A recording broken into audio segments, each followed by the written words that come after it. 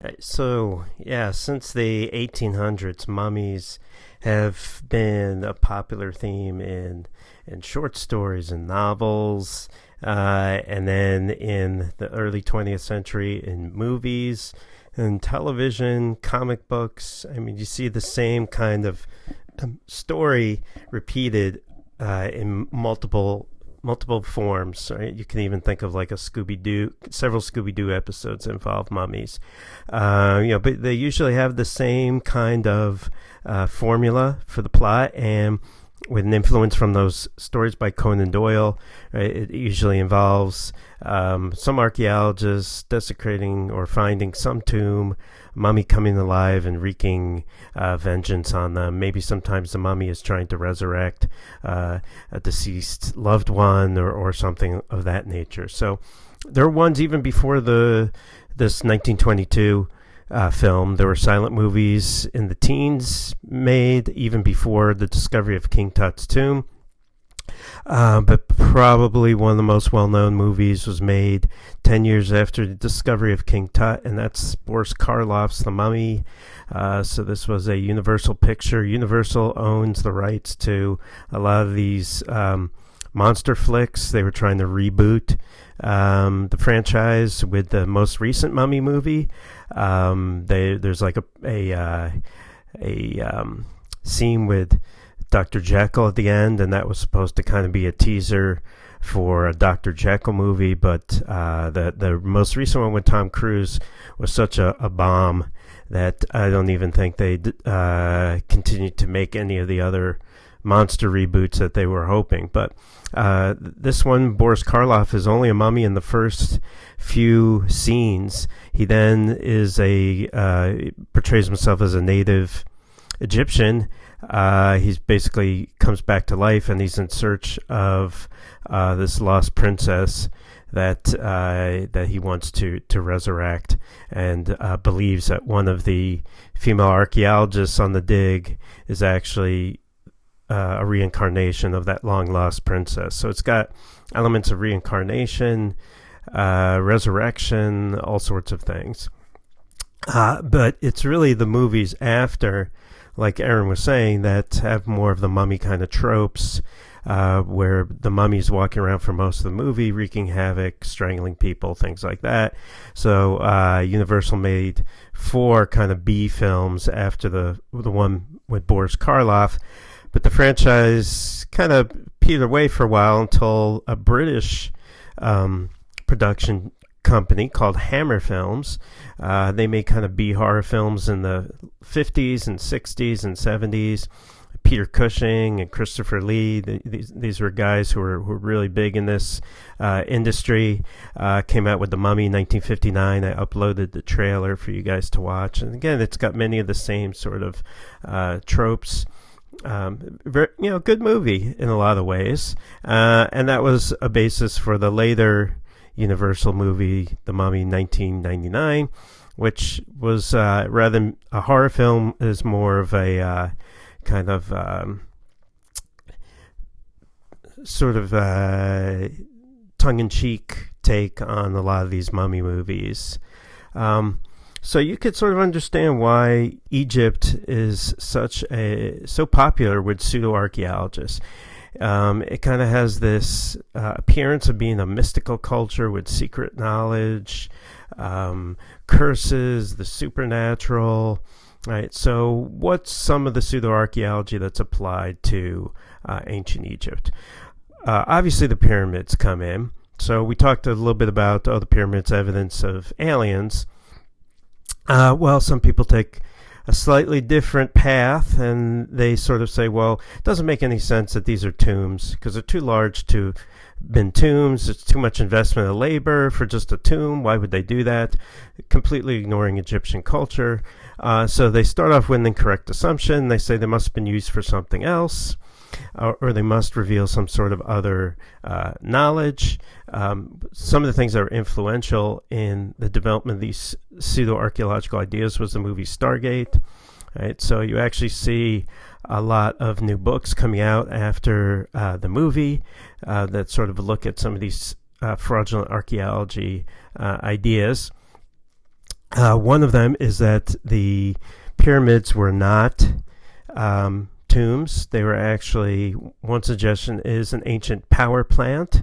Right? So this guy Christopher Dunn wrote an entire book, The Giza Power Plant, and makes the argument, not a very good argument, but based completely on conjecture, that underground waterways beneath the pyramid, as they run past the pyramid, create static electricity, and there's also other kinds of harmonic resonators that generates a huge amount of electrical power.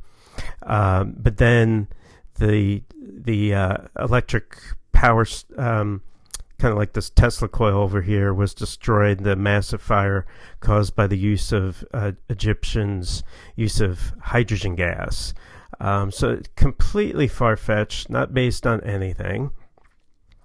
Another idea that's popular, unfortunately, you heard Ben Carson when he was running for president, right, when he was in the primaries, a video leaked of him giving a kind of a commencement address where he said that it was his theory that the pyramids were actually granaries used by Joseph in Egypt. And it wasn't really his theory. So first of all, it was kind of plagiarism. Second of all, it's incorrect. So this idea comes from sort of a melding of different stories together. Right? People had never visited Egypt, like St. Gregory of Tours said, they're wide at the base, narrow at the top. So it makes sense that the wheat was put in at the top, and it would they were basically enormous granaries. But of course it doesn't make sense because the whole, most of the pyramid is solid rock, and they were never used as granaries.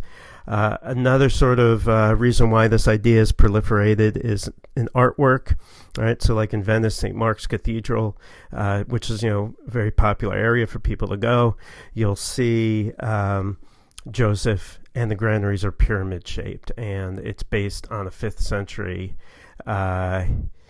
version of the Bible, right? So it's sort of an incorrect story that kind of proliferated in art. But if later archaeologists had just read the work of Bernard von Breidenbach in 1486, he says, beyond the Nile, when he was visiting that area, were beheld many pyramids, which in ages past the kings of Egypt caused to be built over their tombs, of which the vulgar say that these are granaries or storehouses, which were built there by Joseph in order to store grain. However, this is clearly false, for these pyramids are not hollow inside, right? So, back at this early date, Europeans knew that this was not true. This also might have been a part of cultural appropriation, according to Jason Colavito, whose blog I've mentioned before, that they take these pagan structures and kind of make them Christian. That's possible as well. Then you had, really in the 1600s upwards, books about the pyramids that were pseudo-archaeological, trying to look at measurements of the pyramids and say there was some numerological significance hidden within there. Right, so Pneumographia is one of the early ones. The Great Pyramid, Why Was It Built and Who Built It by John Taylor was one of the early ones to say that the measurement for pi is embedded in the pyramid's dimensions. Why would they be doing that? What's the significance, and how is that useful in any way? They weren't doing it deliberately.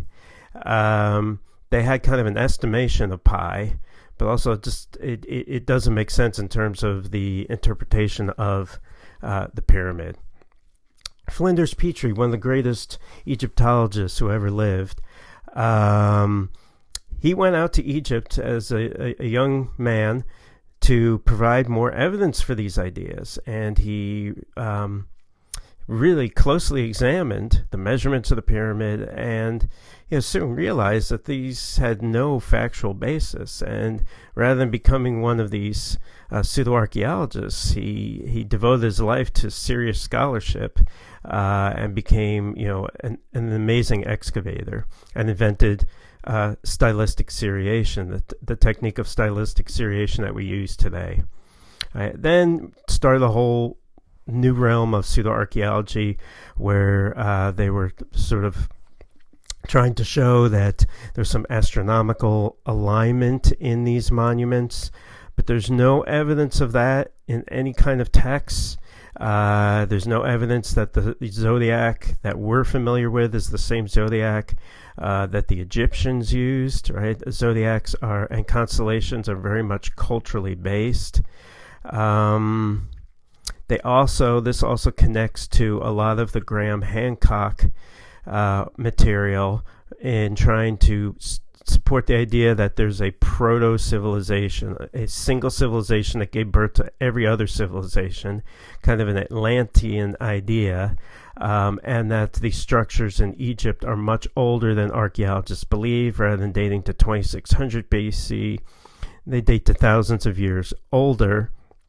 And this is where we get this Orion correlation theory. So what I would like you to do now is to watch this video that does a really excellent job of looking at the Orion correlation theory and the date of the Sphinx and the ideas of Graham Hancock. This was a documentary on the BBC where, rather than just repeat the same old ideas of Graham Hancock and some of these other folks, what they did is they had a back and forth between looking at what the skeptics say, looking at what astronomers say, looking at what Graham Hancock says, and some of these other people, and you really get a good idea of what the spurious arguments they're making and then how these things are debunked. Unfortunately, I can't put this video on YouTube because it keeps getting blocked because it's a BBC documentary, and every time I put it up, they recognize it as copyright and block it. So I'm going to put the link to the file where I have the film on Dropbox, and you could watch it via the link, or you could, I guess, download it to your computer to watch if you're having problems with your internet. But I think if you click on the link, it should be able to play in your browser. So please take a look at that film, and then we will come back and talk a little bit about some of the things that were discussed in it. Thanks.